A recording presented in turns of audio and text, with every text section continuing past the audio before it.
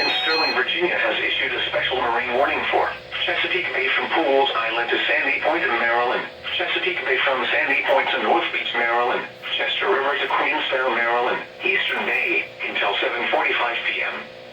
At 6:12 p.m., strong thunderstorms were located along a line extending from 9 nautical miles east of Chester River to Eastern Bay, moving southeast at 30 knots.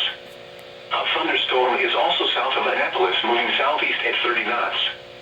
Hazard, wind gusts 34 knots or greater. Source, radar indicated.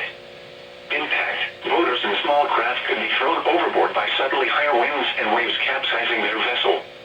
Locations impacted include Chesapeake Bay Bridge, Greenberry Point, Seven River, Highland Beach, Mattapique, Chester River, Parsons Island, Sandy Point State Park, Eastern Bay, Bloody Point Light, Kent Narrows Bridge, Thomas Point Light, Annapolis, Mayo, and Naval Academy.